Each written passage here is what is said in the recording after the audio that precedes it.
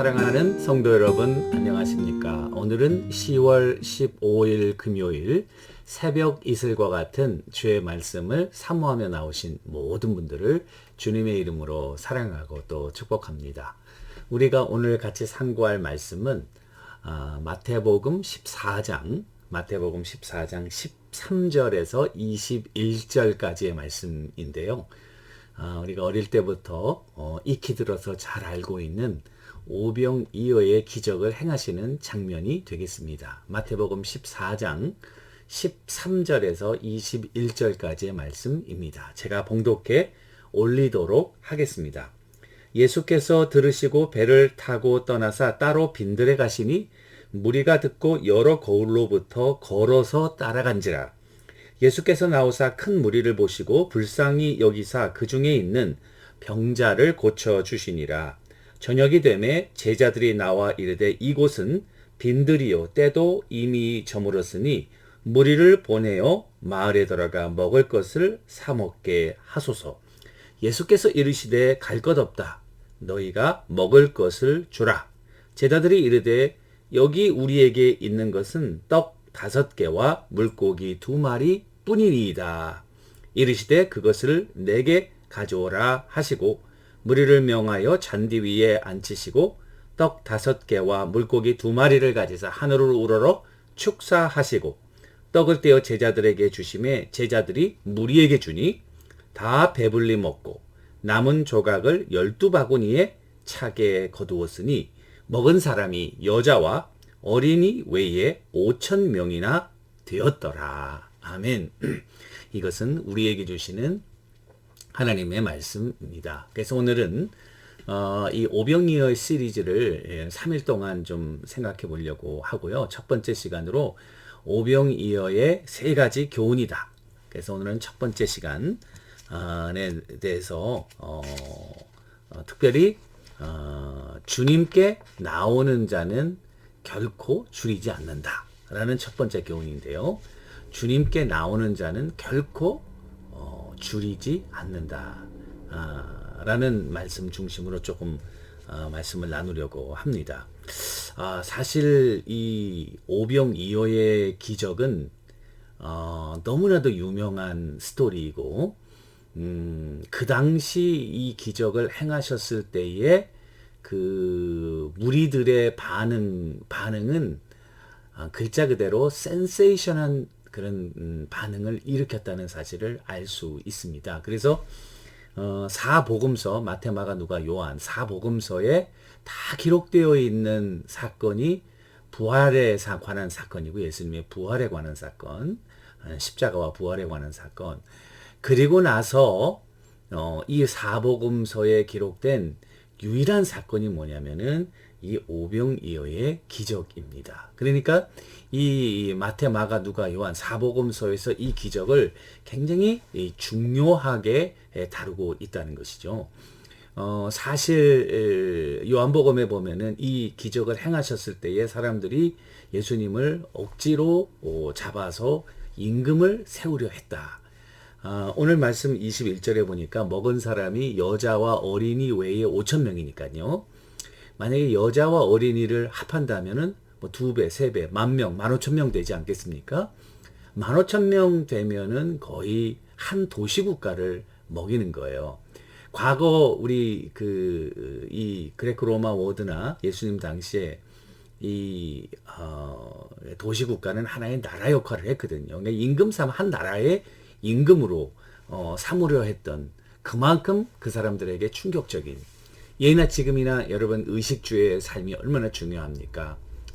미국도 마찬가지죠. 코로나로 인해서 우리가 굉장히 큰 고난을 겪고 있는데 그 중에 하나는 이 경제적인 문제 아니겠습니까? 비즈니스가 안 되고 사람의 그런 우리가 먹고 살아야 되는데요. 그와 같은 일이 어려워지는 그런 것은 너무나도 우리에게 힘든 일이죠. 그래서 지금도 이 미국의 예뿐만 아니고 어떤 나라이고 확실하게 그 나라의 경제 정책을 살릴 수 있다. 모든 사람이 잘 먹고 잘 살 수 있다는 그와 같은 계획과 확실한 그런 비전을 또 구체적인 방법을 가지고 있는 사람은 충분히 대통령이 될 자격이 있는 것이죠. 그만큼 이 오병이어의 사건은 중요한 사건이다. 또 그들에게 큰 충격을 안겨주었던 사건인 것을 우리들에게 보여줍니다. 물론 예수님이 경제 전문가로 오신 것도 아니고요. 또 뭐 의사로 오신 것도 아니지만은, 그러나 주님께서는 이런 기적들을 통해서 당신이 인생의 진정한 문제의 해결자, 의식주의 문제라든지 죽음의 문제라든지 병의 문제라든지 또 우리 죄의 가장 심각한 죄의 문제를 구원하기 위해 오셨다는 구원자이심을 선포하는 그런 말씀이 아닐 수 없는 것이죠. 그래서 첫 번째 교훈은 주님께 나오는 자는 결코 줄이지 않는다. 이것은 영적으로나 육적으로나 마찬가지입니다. 여러분들과 내가 정말 충만한 기쁨, 또 만족, 그리고 보람을 느끼기 원한다면 주님 앞에 나오셔야 됩니다. 우리가 세상에서 보람과 기쁨과 쾌락과 만족을 얻기 위해 많이 시도를 해보죠. 여러분들이 과거에 굉장히 하기를 흥분해하고 좋아했던 일들 한번 생각해 보십시오. 얼마나 가던가요? 그것이 지속적으로 여러분들에게 행복을 주던가요? 아니죠. 우리가 이것만 얻으면은 정말 나는 이제 부족함이 없겠다라고 생각했던 것도 시간이 지나면서 또 다른 요구가 발생되게 되는 것이죠. 그래서 이 세상 사람들이 이렇게 갈증나고 힘들어하는 이유는 진정한 기쁨과 만족의 그리고 배부름의 근원을 찾지 못했기 때문이다. 이 진정한 근원의 기쁨과 이 만족의 근원은 누군가? 예수님이라는 거예요. 주님께 나오는 자는 반드시 굶주리지 않는다는 사실을 이 오병이어의 기적에서 우리들에게 보여주시는 거죠. 오늘 말씀 13절인데요. 주님께서 이제 예수께서 들으시고 배를 타고 떠나사 빈들로 가시니, 주님께서 빈들로 가신 거예요. 이 빈들로 가신 이유는 두 가지인데요. 첫 번째는 이 공관복음서에 보면은 이 사건 전에 바로 세례 요한이 죽었다는 소식을 듣는 거죠. 그 예수님은 당신이 이제 십자가에 달려 돌아갈 타임 플랜을 다 가지고 계시면서 그 플랜에 의해서 사역을 이끌어 가시는데, 세례 요한이 갑자기 죽었다는 충동적인 이런 헤롯의 사건을 접하면서 주님께서도 굉장히 신중하게 자기의 사역의 페이스를 조절하고, 혹시라도 하나님이 원하시기 이전에 그와 같은 일들이 일어나면 안 되기 때문에 일단 좀 후퇴하시면서 사역의 페이스를 조절한 것이 아닌가, 이렇게 보여지고요. 또 하나는 마가복음 6장 31절에 보니까 제자들이 너무 힘들었어요. 그래서 따로 한적한 곳에 가서 잠깐 쉬어라. 이는 오가는 사람이 많아 음식 먹을 겨를도 없다. 그래서 제자들이 너무 지치고 힘들어서 제자들도 리트릿이 필요하다. 그래서 사람들이 없는 광야로 가서 쉬시려고 이렇게 가진 것이죠. 그런데 그 북동쪽으로 배를 타고 이렇게 갈릴리 호수 북동쪽으로 갔는데요. 광야를 향해서 사람들이 예수님이 배를 타고 가신 것을 보고 걸어서 한 4마일, 5마일 정도 된다고 그래요. 걸어서 먼저 가서 기다리고 계신 거예요. 자, 이 사람들이 5,000명인데요. 어린아이 또 부녀까지 하면 10,000명이 넘는데 왜 쫓아갔을까? 갈급한 거예요. 삶의 문제로 주님을 간절히 찾는 거예요. 그래서 오늘 말씀을 보면은 무리를 불쌍히 여기시고 또 그 중에 병자를 고쳐주시고, 그러니까 많은 삶의 니드를 가지고 필요를 가지고 있는 사람들이, 여러분 아무런 필요가 없는데 예수님 왜 따라가겠어요? 그들이 살면서 지치고 병들고 배고프고 소외당하고 힘들고, 예수님은 소망의 메시지, 병자를 고쳐주시고 우리에게 참된 삶의 보람과 목적을 회복시켜 주시고, 지금이라도 그와 같은 복음과 말씀이 있는 곳에 우리가 가지 않겠습니까? 이 당시는 더 갈급한 상황이었죠. 이 사람들이 예수님을 쫓아서 예수님을 따라서 배를 타고 가시는데 그냥 내버려 둔 게 아니라 그렇게 간 거예요. 그렇게 갈급한 거예요. 자, 저는 예수님의 약점이 하나 있다. 약점은 뭘까? 믿음을 가지고 주님 앞에 나오는 자는 절대로 물리치시지 못하는 약점을 가지고 계신다. 하나님의 아들인데 무슨 약점이냐라고 물어보겠지만은 하나님의 성품이 사랑이시잖아요. 그 사랑의 결과로 예수님을 이 땅에 보내신 것 아닙니까? 이 예수님도 하나님의 아들로 그 본질이 동등하잖아요. 하나님도 예수님도 하나님이시고 인간이시면서 오히려 인간이기 때문에 인간의 그런 고통을 더 잘 이해한다고 히브리서에 기록되어 있지 않습니까? 우리의 연약함을 채울하지 못하시는 분이 아니요. 이런 말이 있잖아요. 그러니까 예수님도 이 안타까운 심정, 나도 피곤하고 제자들도 피곤하고 여러 가지로 지금은 좀 잠깐 사역에서 쉬었으면 좋겠는데, 그런데 이들의 니드와 이들의 갈급함이 마음으로 예수님은 느껴지신 거죠.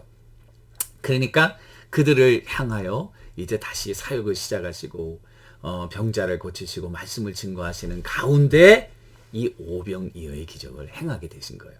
그러니까 지금서부터 오병이어의 기적을 행하겠다 이렇게 행한 게 아니라 말씀을 갈급하게 듣고 나온 자들이 배고프지 않도록. 제자들의 솔루션은 뭐였나?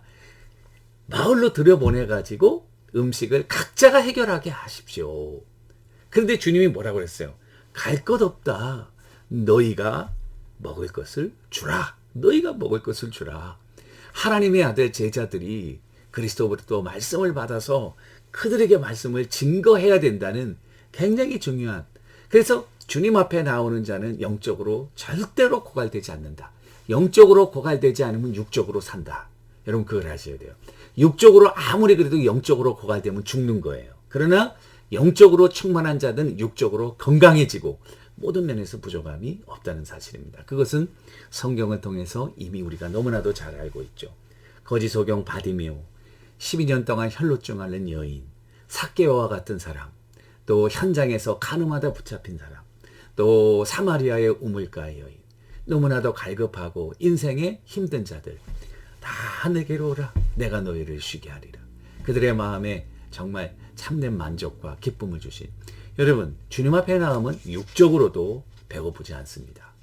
마태복음의 그 6장에 보시면 예수님이 주기도문 가르치시면서 우리에게 일용할 양식을 주옵시고, 일용할 양식, 1년 먹을 양식은 아니지만 하루하루, 그냥 하루하루 먹으면은 평생 안 굶습니다. 그렇죠?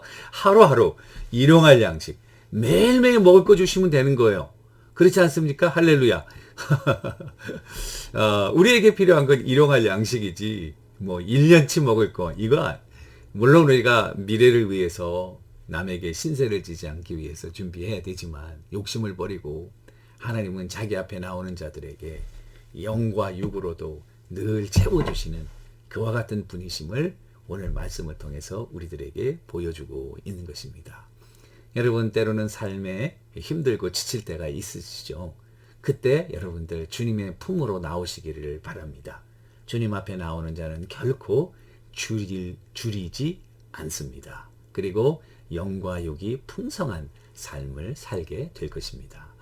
그와 같은 은혜가 오늘 하루도 주님과 함께 동행하는 여러분들 모두에게 임하기를 주님의 이름으로 간절히 축원합니다. 기도하겠습니다.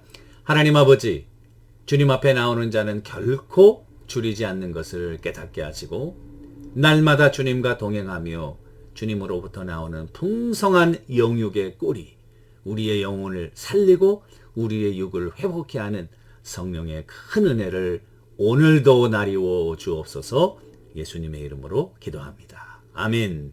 여러분, 오늘도 주님과 동행하시는 여러분들과 제가 되기를 축원합니다. 감사합니다.